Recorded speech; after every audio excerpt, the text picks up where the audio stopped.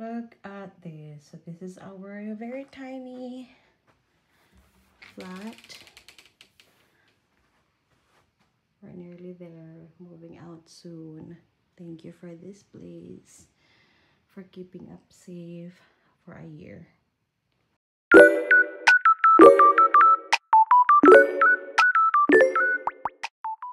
So house update, guys. So this is now what it looks like without this like division. So we're almost done transferring all our things, and yeah, I'm grateful to this small tiny place because it kept us safe for a year. And look, it's so messy, but anyways, I'm gonna keep going now.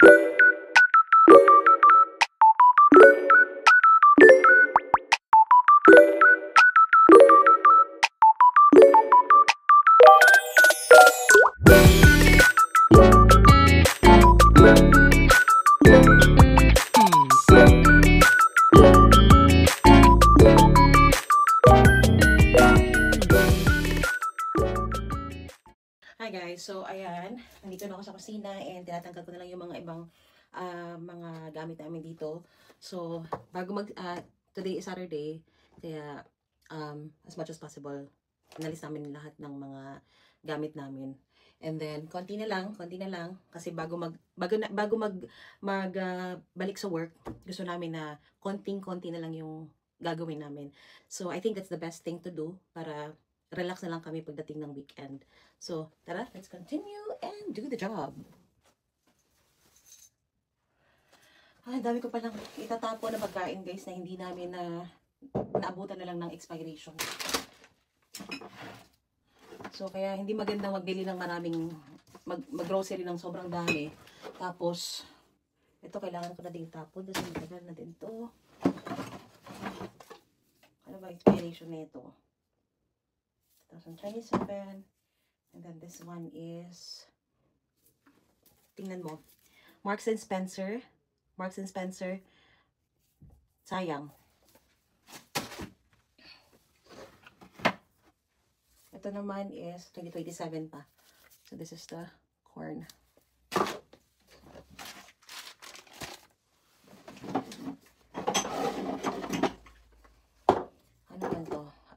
Ito is katsu curry. So, tatapon ko na din yan. Ay. Ito naman is 2026 naman to. 2026.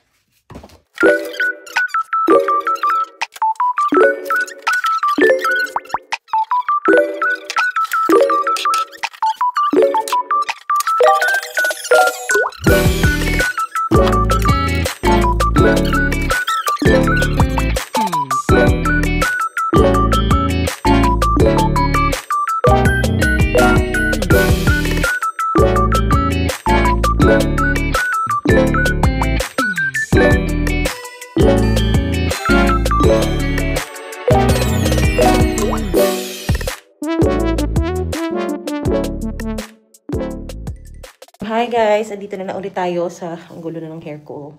So, andito ako sa bagong bahay and actually, ang gagawin ko lang today is maglilinis lang ako ng kwarto. At least, bago kami lumipat fully dito, at least yung kwarto is pwede na siyang tulugan. Malinis-linis yung ano natin. Kailangan ko lang naman kasi talagang linisin lang muna itong mga to, yung mga ganyan. O, ang dami kasi dito dapat linisin. O, ayan.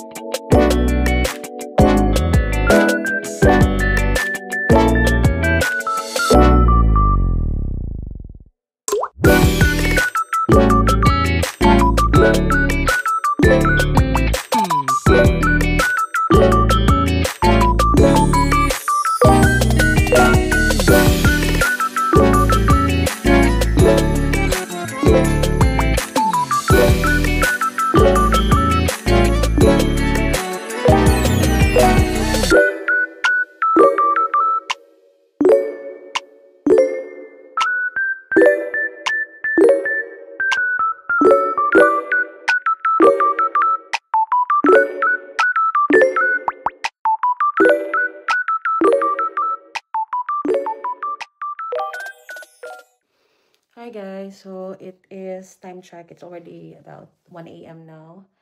And it's now Sunday already. So the reason why I'm still up, because I want to finish everything here sa kitchen guys. Kasi nga, next week, this coming weekdays, matatapos ako ng 5 p.m. and makakauwi ako ng bahay ng 7. So, ayoko nang ma-stress talaga guys sa paglilinis. Kaya, tinotodo ko na siya. Nalinis ko na yung mga cabinet. Pati yung mga walls, nalinis ko na din. And ito, tatanggalin ko na lang yung messy para malinis ko ulit. Kasi nalinis ko naman to, pero lilinisin natin ulit. And then, tapos, yan, ready na yan ilagay sa mga cabinet kasi nga, 'di ba? Mas okay na yung ready na para pagdating ng weekdays, guys, pag galing ko kasi sa work, parang ayoko nang maglinis kasi nga syempre kailangan ko ding magpahinga din after ng long journey. So, yan. And then yung mga walls, nalinis ko na din. Yung mga pinto, nalinis ko na din. Ano ba yan? Nalinis ko na din. Tapos, mga cobwebs, wala na. Ay, thank you Lord. Wala na yung mga cobwebs. Tapos, dito naman, ayan, yung ating, ito naman, nalinis ko na yung glass. Pero dahil luma na tong bahay guys, at saka, so, yung mga makikita nyo mga itim-itim, talagang ano na yan, talagang mahirap na matanggal. And, luma na kasi itong parang glass window, glass door. Tapos, yan. Ay, sorry. Dito naman tayo. Meron siya ditong cover na black. Pero ngayon, ang ginawa ko, hindi ko na lang ilalagay yung cover. Tapos, hindi ko alam kung dito ko lang ba ilalagay. So, feeling ko, dito ko na lang talaga ilalagay yan. And then, yung walls, nalinis ko na din. At saka natanggal ko na yung mga cobwebs dyan. Tapos, yun nga lang guys, may problema kasi yung mga ganito, yung mga ganyan, kailangan lang pinturahan. Tapos, ano pa ba? So, yung bed, ito yung base. Wala pa yung bed talaga kasi nga, yung bed is nasa bahay pa. And, yan. So, wala na yung mga cobwebs. Nalinis ko rin mga doors. Especially sa, dito sa bedroom. Pati dito din sa ating toilet or bathroom. Tapos sa kusina din. Yung hindi ko pa nalilinisan guys is yung pintuan ng living room, pati yung second room. Pero total hindi pa naman yung pinaka-importante talaga sa ngayon. So nilinisan ko muna yung pinaka-importante, yung kitchen, pati yung comfort room, pati yung bedroom. And then hopefully ito na, last week na namin dun sa small flat namin. Tapos by Thursday dapat yung ang target ko talaga guys is by Thursday tapos na ako, as in tapos na, para Friday, Saturday relax na lang, sasauli na namin yung susi by Saturday. So ito naman, kita nyo, ang dami, ay, Diyos mio. Ayan, so yan ang ginawa ko guys, na gusto ko nang matapos ako sa kitchen para ilagay ko yung mga ibang gamit, and then easy na lang ako magluto. Tapos bukas darating yung yung in-order natin, na nag-order kasi ako ng dining table para hindi na talaga ako mahirapan sa pag nagdi-dinner kami or magla-lunch or kung ano man. Meron ng proper na dining table talaga, kasi yun talaga yung hilig ko guys. And yun yung talagang sabi ko, gusto kong magkaroon ng proper na dining table kasi nga 1 year kaming kumakain na nasa yung small table ba, yung parang tea table ang tawag, tea table. So ang hirap kumain, pero enjoy ko naman din guys. Talaga na-experience ko yung magsisimula talaga kayo mag-asawa sa mga paglilipat ng bahay, ganyan. So at least ito, nag-improve na naman din kasi malaki-laki na yung bahay na titirahan namin ngayon. So it has living room, separate living room, 2 bedrooms over there, and then a little bit bigger and better na kitchen. And of course, storage.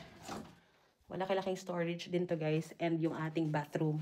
So, napakalaking, big step to for me, para sa amin dalawa, ng asawa ko, dahil syempre, medyo malaki-laki yung bills.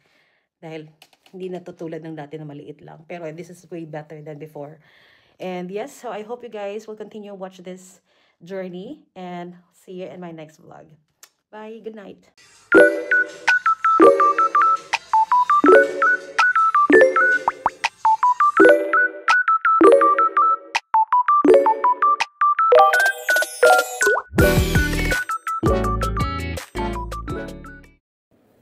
So, hi guys. Ayan. So, bago tayo magtapos, syempre, yung sa part na to, sa part 3 ng ating vlog dito sa Moving House Life in the UK. So, syempre, bago tayo fully lipat doon, etong buong flat naman, itong buong unit, syempre, kailangan kong linisin. And, ngayon, meron pa ako natirang wet wipes. Actually, yung mga gamit ko na panglinis nasa kabilang bahay na. And then, so, muntikan ko nang kalimutan, guys, na linisin yung buong cabinet, kasi syempre gusto ko guys, bago umalis dito sa bahay namin, syempre kailangan malinisan, tsaka make sure guys na talagang lilinisin nyo para makuha nyo din yung mga deposit ninyo, especially sa mga kababayan natin, or kayo mga kababayan ko dyan na pupunta dito sa UK or magre-rent dito sa UK. Kasi dito guys, sa pagkakaalam ko, may mga incident na kahit mga puti, nung lumipat sila ng ibang bahay, yung previous house nila, hindi sila naglinis, kaya hindi daw nabalik sa kanila yung kanilang deposit. So, yun yung iiwasan talaga natin. Pero, syempre, dahil mga Pilipino tayo, di ba, ginagawa naman talaga natin kung ano yung dapat gawin na pag lilipat tayo ng bahay, syempre, linisin din natin. Kung maganda yung pagdating mo dito sa bahay mo o dito sa pinaglipatan nyo. So, ganun din dapat yung pag-alis. So, yun. And konti na lang guys, konting-konti na lang, matatapos na din ako. At pag nalipat na yung mga ibang gamit, kasi konti naman lang talaga to kasi hindi naman ako magdadala ng ref dahil dito na yan, naka-built-in yan dito. I mean, nung nag-rent kami, nandito na yan. Tapos yung lutuan, nandyan na din yan. And yung table, may dalawang table dito, sa kanila din yan. And then yung sofa, dito din yan guys. And meron ako bagong in-order na sofa. And so far, nagustuhan ko din siya, at for sure magkakasya na siya sa pintuan namin dun sa bagong bahay. Dahil nga yung unang in-order ko na, yung unang in-order ko na sofa, ano bang pagka-pronounce niyan? Sofa or sofa? Basta kayo na mag-judge. Hindi ko alam kung anong dapat pag-pronounce dyan. Hindi kasi siya nagkasya guys, kaya kailangan ibalik yung sofa or sofa. Ay nako. Para dun sa store. Tapos, ayun, nung Saturday, pumunta kami doon, and namili ako, tapos kasama ko si Mudra Bells. Tapos, ayun nga, may nakita ako na parang bet ko din. And yun ang kinuha namin. Tapos nagdagdag pa kami ng ibang mga items kasi nga, syempre, pag i-deliver kasi guys, magbabayad kasi ng delivery fee. And meron silang, yung delivery fee nila, meron silang at least maximum, or parang minimum maximum of 6 items. So, at least, talaga kami siguro, nakuha ko sofa, tapos meron akong nakuhang rail, tapos meron pang, ano pa ba yun? Cabinet. Meron akong, hindi pala cabinet, para siyang small cabinet lang siya. Yung, drawers. So, yung cabinet kasi, di ba, yung parang ganyan. Ang ganda guys, sobrang nagustuhan ko. Tapos yung color, parang ganito din yung color. Tapos, mura lang siya guys, kasi nga nakuha namin siya sa second hand store. And yes, pag second hand store kasi guys, talagang puro donation kasi yan for the heart. Yung lahat ng, parang sa nila guys, lahat ng kikitain dun sa store niyan is i-donate sa mga may sakit sa puso. So, yun po yung foundation nila. And, syempre, dahil nagre-rent pa lang kami, at syempre, nag-iipon din kami guys para sa future house namin na talaga magiging amin, hopefully sana. At yun, so ang ginawa muna namin is naghanap muna ako ng mga second-hand store, second-hand na mga items, which is napakaganda. Meron doong yung napili naming second-hand na sofa is, guys, absolutely ang ganda talaga. So, siguro kung bibilhin mo siya, mga nasa worth 1,000 or 2,000, depende, no? Hindi ko alam, pero sobrang ganda talaga. And yung color, tapos yung drawer, nabili ko lang din siya ng napakamura at talagang napaka-solid. As in fairness, talaga ang ganda. Kaya hindi talaga ako nag-regret guys na mag-start talaga muna kami ng ng mga second-hand store. At hindi naman masama ang second-hand store or hindi masama ang second-hand ng mga items. You have to be wise, especially kung hindi ka naman ganun kayaman. Kami hindi naman kami ganun kayaman. So, yun. And, syempre, yung for dining namin, dahil dito nga sa flat namin, guys, is kumakain lang kami ng sobrang ang baba talaga ng table. Kaya ang ginawa ko is, talagang bumili ako ng bagong kitchen, bumili ako ng bagong dining table talaga sa online. Yun ang talagang masasabi kong brand new kasi nga, sa online ko din binili siya, guys, and naka on sale, kaya grab the opportunity na, guys. So anyways, hindi na tayo magtatagal, guys, at magtutuloy-tuloy na ako maglinis bago ako matulog, para bukas pag work ko konti na lang at target ko kasi, guys, by Thursday at least matapos ko na at malipat ko na buong gamit ko, lahat ng gamit ko, pati mga computer sa bagong bahay, kasi by Friday is ready to connect na din yung aking internet. So, ibig sabihin, by Friday, wala na ditong internet connection dito sa loob ng flat namin. So, pero, ang end date namin dito is 22nd. So, yun lang, guys. And, yeah, I hope kung may mga tanong kayo, guys, just comment down below at pwede kong sagutin kung kakayanin kong sagutin. So, yeah, thank you, guys, for watching and see you next vlog. Hi, guys. So, naanasad na kalon. Yan. We're here now. We're back to our new home. So, I just finished work. Ayan.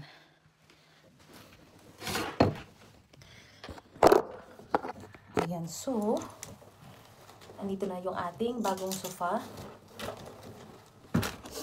Ito na yung ating meron na kami sariling sofa, tapos mga table, at saka mga cabinet. Hindi pala cabinet, ay mga bagong drawer.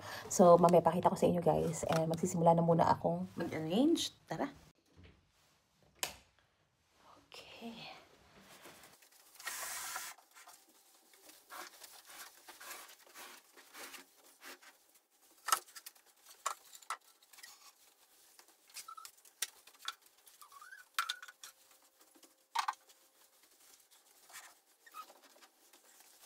So, we're done. Na-arrange ko na din yung gusto kong design or position ng ating ng ating sofa. So, ngayon, bubuksan ko din to.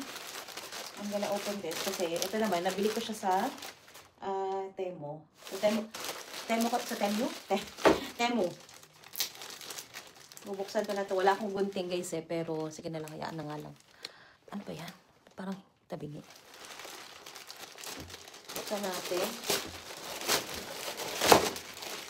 Ito is, ilalagay ko siya sa dito. So, tingnan natin kung magkakasya to. Hopefully, magkasya siya, guys.